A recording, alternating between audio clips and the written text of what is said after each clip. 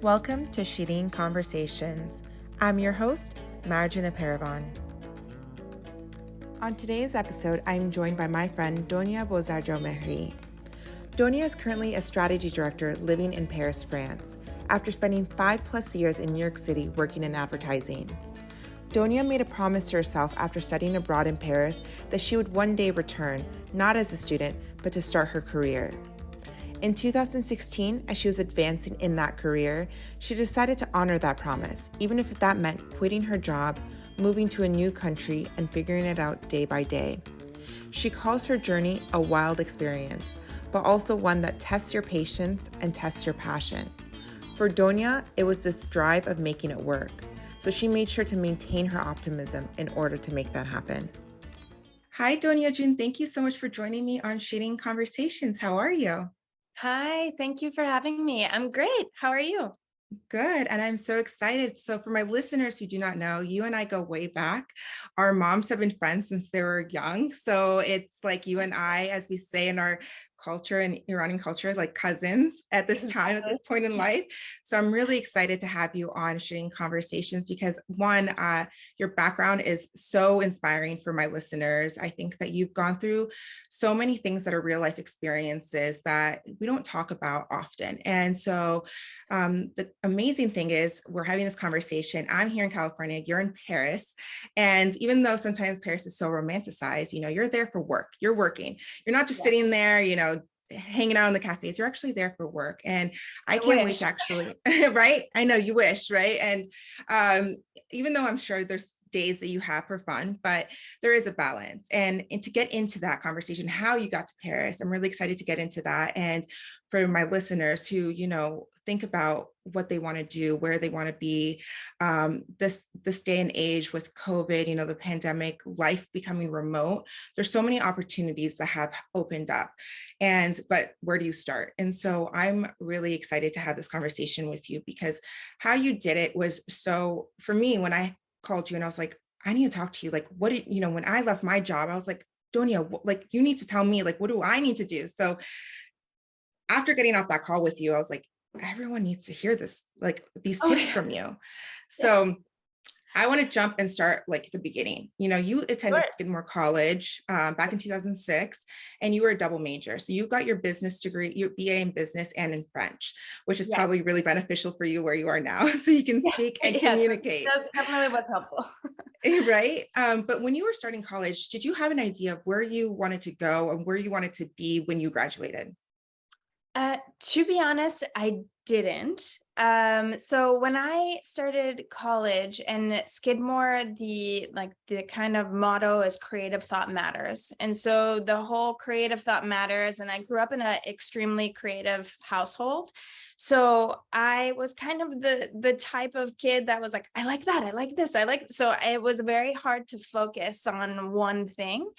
And I actually never thought that I would end up where I am today in Paris. And it just I kind of went with the waves in a way. I actually thought that I was gonna, be in New York, work in fashion, actually, which I tested out at the beginning right after graduating, and I was like, this isn't for me." So I changed quickly and went into advertising, excuse me, which was quite quite a different environment. So I didn't really expect to end up in advertising. I didn't expect to, start my career in New York and then end up in Paris, but it's been quite exciting. Yeah, no, and I think that's amazing. I mean, what you're saying is, advertising is a beast in its own. What your background is while you were in college, you were interning at different agencies. You were in PR and cosmetics. You went to advertising, and advertising, you're working with different types of clients. It could be Exactly. fashion, like you said, it could be cosmetics, it could be, any different type of industry. So it gives you a little bit of an understanding of where you kind of want to fit into. Exactly. And it was kind of nice as well, because as I was saying, I have so many interests and I'm kind of everything. I'm like, oh, what about this? What about that? In my role, I do strategic planning, and in my role, I have multiple different clients. So it's kind of changing, the different hats and being like, okay, now I have to focus on beauty. Now I have to focus on selling cars. Now I have to focus on, like baby formula. So I'm kind of getting that spread of getting to work with different types of brands and different problems, which is nice for me, because that's what interests me, because I have a very curious mind. Yeah, and that makes sense. And for someone who has a very curious mind, it seems as though you kind of have always been a problem solver. It's not that you didn't know necessarily where you wanted to be, but interning was maybe a really great opportunity for you at the time to kind of figure it out. Definitely. When I was doing my internships, it was allowing me to kind of understand, I did one internship at a beauty company, and it was a small beauty company, but it was super interesting to see how they were trying to build, where they were trying to go. It was a makeup artist who was trying to really market her skill set and then her expertise. So building that from the ground up. And then I went into fashion PR, because as I was saying, I thought I was going to end up in fashion. So I started working at this, interning at this fashion PR company, and then also, freelance there right after college. And it was working in, working for the fashion shows in New York, which was an amazing experience. But also I was kind of like, okay, is this the rhythm that I want? Is it really, do I only want to be focused on one thing? Is this, satiating my curiosity? So that's where I kind of started opening up and thinking, what else could I do? What else can I get into that could really feed what drives my passion, which ended up leading me to advertising, which was quite an adventure, because I started out in media and advertising, which is not at all where I thought I would start out, but it was a very interesting basis to have. And then from there was like, okay, I want to grow. I want to get into more of the, strategic side of it.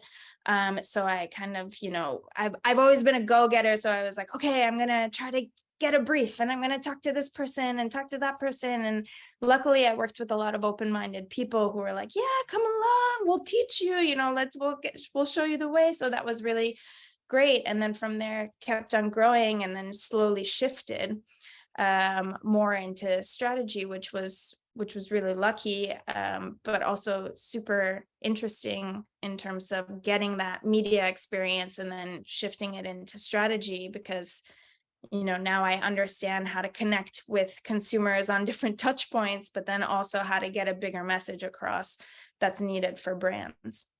That makes a lot of sense. And, during that time, like when you said you're interning, I feel like I've read a lot of articles. Most recently, I feel like in the last maybe 2 or 3 years, I feel like for us in a generation in time that we were in college and interning, the opportunities to intern were so great. To get the internships were wonderful. We had that work experience. But now I'm reading articles where people feel as though they're getting taken advantage of. They feel like their personal assistants are not getting that work experience. And would you say that in those types of situations, would you say that it's like few and far between? You kind of have to, it's hit or miss. You have to take what you get, see what it is. And if it's not what it's meant to be, you kind of just hit your losses and just go on to the next thing. Yeah, I think it's difficult, because I feel that when we're at least I felt this way being in school, that I was like, I have this drive, I want to apply what I'm learning, I want to learn from, the different people that I'll have an internship with. And it's true that at a certain point you feel like you're doing kind of the bare minimum, or the things that you don't feel that you can apply yourself as much. Yeah. And one of the things that I felt in my experience interning, I always tried to be proactive and say, oh, do you need help with that? Oh, can I, oh, what are you doing? Like in that type of curiosity, trying to ask and know more and try to show them that I could take on more to make the most of the situation.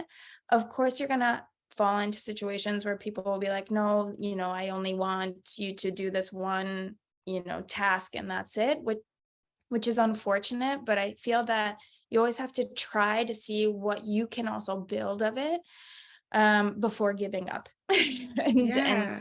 cutting your losses. That's such a good call out. I never thought of it that way. And right when you're saying that, I was like, it's what you bring to the table, right? Internships can lead to job opportunities. Yeah, So definitely. whatever you bring to the table, however you're a go-getter, like you said, if you can actually apply those, like, hey, what else can I do? What I can do this for you, instead of just sitting there and waiting to be called on, I guess, in the sense they're finding what your skill set is. Yeah, and I think that it's twofold in the sense of when you're in school, you're used to this notion of, okay, your professor is going to give you the assignment and what you have to do. And then I also think that in our culture, we feel that we have to, speaking up sometimes is seen as misbehaving in a way. Yes. It can be, unfortunately. And so I think that sometimes we become timid. And so it's kind of grappling with that and saying, okay, I'm not going to wait for the assignment, or I'm not going to see my eagerness and drive as something negative, but actually something that can be helpful and push, this experience forward. So it's definitely hard, but I think that the more you put it into practice, the more it helps. That makes a lot of sense. And I appreciate you saying that, because I think that that opens up a lot of, eyes for those that are going into internships, because like you said, you don't know if being too eager is annoying, quote unquote, Yeah, or if yeah, it's helping. So thank you for even sharing that input, because that's very helpful. And what you said actually, I love, and I wanted to point it out, is that you went into originally, right after you graduated, into an area that you didn't originally want to. Like, media is not necessarily something that you're like, this is what I want to do. You wanted to go on the strategy side, which eventually led you to that area. You were in 5 years in the agency side working on the strategy. And I think the last position that you held was a senior position in the strategy side before you moved to Paris. yes. What would you say? I know that, working for an agency, there's two sides to the coin, right? There's the side that these people are your clients. You can't really ever turn off. There's no such thing as a 9 to 5. It's very much like you have to really kind of always be on, because these clients are always like depending on you to be ahead of them in terms of the thoughts of what they should do for their ads, their marketing, for PR. What would you say would be kind of I guess the question would be like your day to day, but that's very different every day, right? What would you Yes. say kind of led you to that? Because you really grew in that ladder from the beginning to where you ended before you moved to Paris.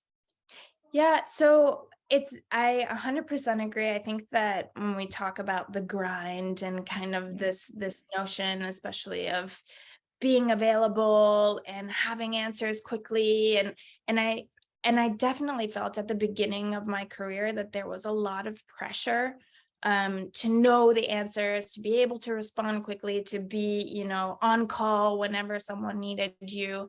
And as I grew more and was working more, I started to understand, and it's still something that I'm working on because I think it's a never going process, but the importance of boundaries, and boundaries in the sense of knowing when you have to be able to respond quickly, be able to give your point of view, or to come proactively with ideas, and when to be able to say, actually, I need the time to think, to process, to kind of digest everything that I've been looking at, because in a planner's job, I'm reading a lot and I'm looking at what's happening in culture and what's happening and competitive side, and what are people saying. I'm watching case studies, but I'm also watching the news and on TikTok. Like, you really Yeah. are absorbing a lot,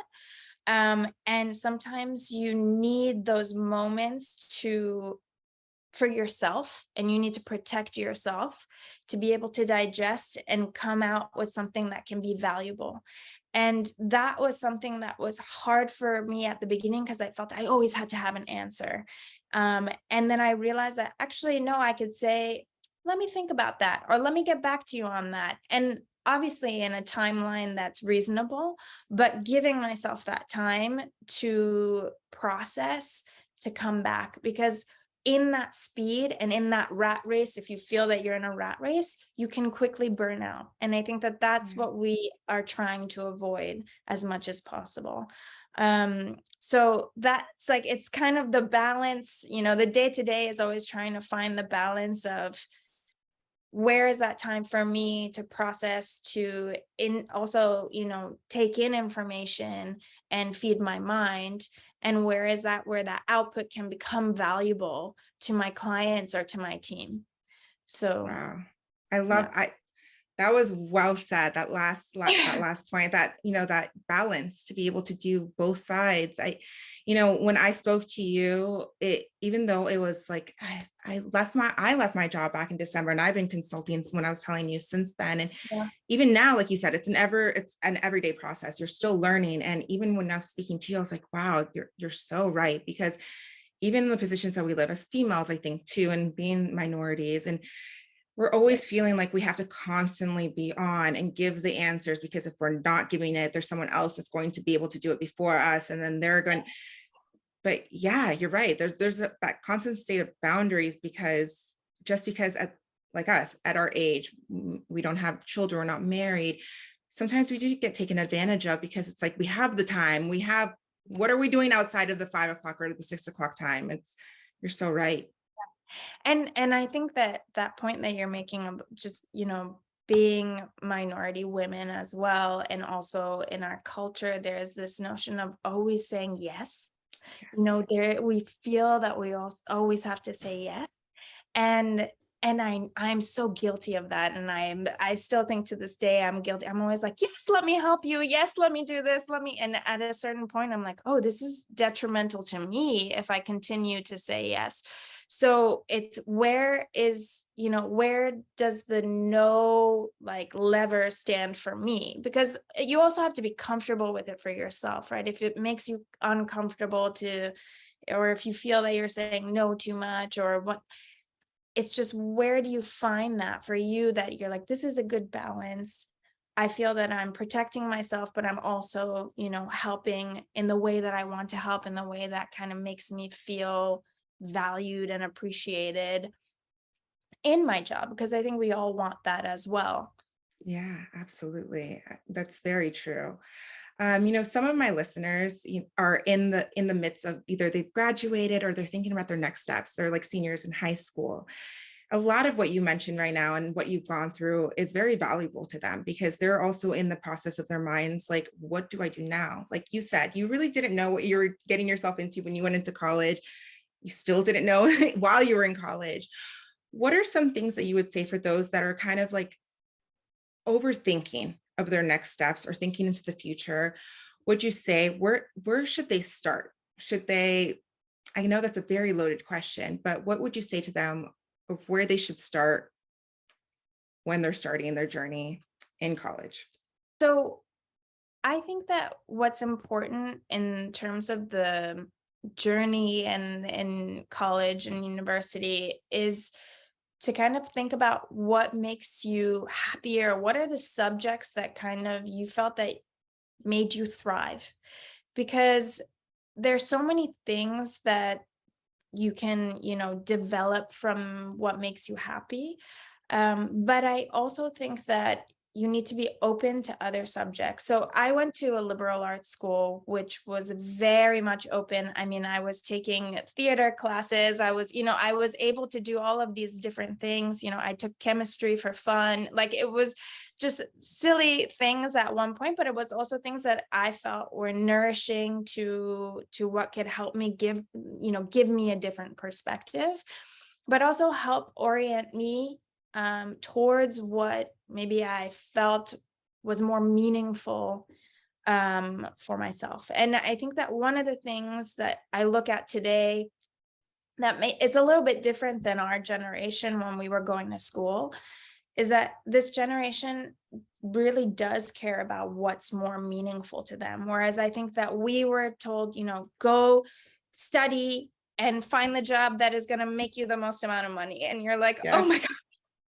You're The so amount right. of times that I was told like, you should get into finance. And I was like, why would I ever do that? I have no interest in finance. But, it was a conversation and we told that by, at family, dinners and whatever. And you're like, you don't understand what actually drives me and what I'm passionate about and what is meaningful. And so I think that we can be surprised, of course, by subjects that maybe we never thought would be interesting to us. But when you have that internal drive of what is meaningful to you and what gives you drive, I think you need to pursue that because that's a source of happiness for you as well. So, Yeah. And that leads me to my next question: source of mhm. happiness and what drives you. Paris. I know Yeah, after 5.5 years working in New York in these agencies, you decided to move to Paris. yeah. You, and correct me if I'm wrong, and this is the point of this conversation, you didn't have an opportunity when you moved to Paris. It was No, like, I I'm going to didn't. Paris and Yeah, I'm going to Paris now. It was really like that. And you left your job and you moved to Paris. And, speaking to you, and I was like, how did you do it? And I can't wait for you to share with my audience. You did it, and I was like very blown away. You took meetings, you were very strategic, and I guess it makes sense in what positions you live in day to day. And you've been there since 2016. And I would love for you to share with us, like, what prompted you? I guess this is a two-parted question. What prompted you to make that decision to leave, and move to Paris? However way you want, whatever you want to share that made you make that decision, and what led you to where you are now in Paris? sure. Yeah, I love this topic. So I was working in New York. Actually, it starts a little bit further before I started working in New York. So I had actually, as a French major, I had studied abroad for a semester in Paris, and I absolutely loved it. And one of the things that I had promised to myself was I'm going to come back here and live here, not as a student, but to work here. Um, and and so this was this little promise I made to myself. And I went back. I obviously finished university. And then right afterwards, I was like, okay, I need to go back to Paris. But it was absolutely impossible to find a job, coming out of, just graduating and whatnot. So I was like, okay, I'm going to, try to find a job in New York, be there for 1 year, maximum two, and then I'll go to Paris. And time flies for sure. I was, as you said, in New York for 5.5 years, which went by in, just a blink of an eye. And one day, there was just something in the back of my mind, and that was still with me, that was like, remember that promise you made to yourself. Remember that promise you made to yourself. And I was going on and like chugging along with my career. I had, I loved the people that I worked with. I was, advancing, and I felt, engaged in the work that I was doing. I felt inspired by a lot of the people that I was working with. But this little voice was becoming more and more prominent. And so one day I just kind of was like, you know what? I'm not married. I'm not in a relationship. I don't have kids. There's no, the only tie that I have to New York, which is an important one to me, but is my family. But at this moment, I could leave and there's no hard logistics that I have to really think about. So I made the decision. I was like, I'm quitting my job and I'm moving to Paris. And I told my parents, and they were like, are you okay? What happened? Like, have you gone crazy? They were just like, what? I don't understand. You're on this amazing career path. Why would you leave everything to go to another country that we don't know, you don't know, and without a job offer? Like, what has gotten into you? And they actually asked me, are you running away from something? And when they asked me that question, I thought about it and I was like, why do I have to run away from something? What if I'm running towards something? And so that was really, there was this aspect also for them to kind of understand that it's not always this notion of escape. It can also be a notion of fulfillment. and running towards something that will fulfill you, in terms of, at least for me, what I wanted to achieve. And so when I got to Paris with my suitcase and no job in an Airbnb, I, I started, looking on LinkedIn, and I was like, okay, let me do some research. I mean, before I got there, I was doing some research on some agencies, but I was reaching out to people on LinkedIn saying, hi, I just moved to Paris. I've been working in the ad industry in New York for the last, 5.5 years. I'd love to get your advice on how the industry works here, what's different, just like pick your brain over a coffee. And of course, 9 times out of 10, no one replied. But that one time out of 10 that someone did, it was such an amazing conversation. And that led to me being connected to someone else, to someone else. And so that started to build a little bit my network, and also allowed me to talk to people at agencies that I probably, just applying through HR, would have never been able to speak to. And eventually landed a job at Publicis Conseil. So because I knew that I had to figure something out within 3 months, otherwise I would be back in the States. So I was able to figure that out within the 3 months. And it was quite a wild experience, but also one that, tests your patience. It also tests your passion. It tests, for me, it was this drive of, I wanted to be here and I wanted to make it work. And I think that we don't give enough credit to what our mind can achieve when we believe in ourselves and in what we want to do. Because I really do believe that if I had said to myself for the 3 months that I was here, like, I'm never going to find a job, I'm never going to find a job, I'm never going to find a job, that I probably wouldn't have found a job. It was more that optimism and that, like, I can do it. I'm going to go after it. And if this one says no, it's okay. I'll go for the next one, and I'll go for the next one, and keeping that momentum, but in a positive way, to kind of see where it took me. That's what I mean when, like, riding the waves of where things take me. So I think that was really helpful. Yeah, no, and you really brought that full circle, because you really started this conversation with the riding the waves, and you're really ending it with that. And when you shared that story with me and how you originally were like, I'm just quitting my job, and I told my parents, and when you said to me that they're like, what are you running away from? I like, my heart stopped, because you're right. Like, for our parents during the time when they left the country, the only country they knew to leave, to a country, like you said, that they didn't know, they were Yeah, leaving because they had to. It was exactly. not the privilege that we have in this time, that we're like, because we A want thousand. to, but Yeah. it's so true. And sometimes we take that for granted. And like you said, it's making sure that no matter what position that we're in, you had made that commitment to yourself. You were coming back to Paris. That was the promise you made to yourself. And that's one thing I want my listeners to hear, no matter where you are in your life, if there's your second chapter, your third chapter in your life, you're just graduating, whatever promise you made to yourself, like what, like Donya said, like, make sure that you, even if it's changed a little bit, make sure that you honor that. You've given Yeah. us so many pieces of advice in this conversation that I hope everyone's taking notes. Oh, thanks. Yeah, I think that what you're saying is important, that sometimes the promises you make to yourself can evolve. And I think that's human nature. Of course, it's going to evolve and things are going to shift, and maybe you'll have a different perspective. But there are also, I've learned that when my gut is speaking to me, it definitely has something that, valid to say, and I should listen. And I definitely think, quitting my job on a whim and moving to Paris is definitely listening to your gut, not Yes. necessarily being too rational about it, because the rational side would say, okay, you're being crazy, wait until you get a job offer and then go.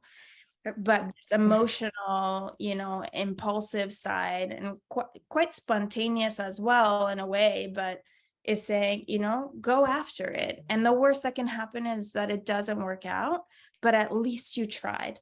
Yeah. And that's something that, a lot of times I ask myself, would I regret doing it, or would I regret not doing it?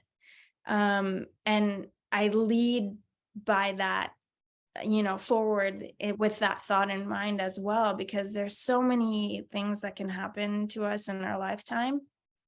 But I think we have to sometimes listen to our inner selves, which are like, okay, is that really, am I going to regret not doing it? Or am I going to regret doing it? Okay, do it. Okay, let's go, It's true. and it drives you in different directions. I mean, it's kind of like the fork in the road, It which side. is. It's so true. And that actually is a great segue to my last question. If there was anything that you could have done differently, Mm. would there be one thing that sticks out in your mind that you're like, I wish I did it this way? Or do you feel as though whatever fork in the road, whichever path that you led was the right one in every decision that you've made? I I actually have never thought about doing something differently. I I feel that a lot of the experiences that I've had, whether positive or negative, have had some form of impact on who I am. And therefore, there are a lot of things where I say like, oh, it's character building, like I'm like, it's character building. I'm learning something and I'm going to apply it differently if I didn't like it, or in the same way, moving forward. And I think that, I've had some, even in France, I've had some experiences that have been really great and some that have not been, but I still appreciate the ones that I went through that maybe weren't as perfect as I expected, because they taught me something about myself, and they taught me something about what I'm capable of achieving. So I don't have any regrets. I love that. I believe that everyone should also live by that mentality.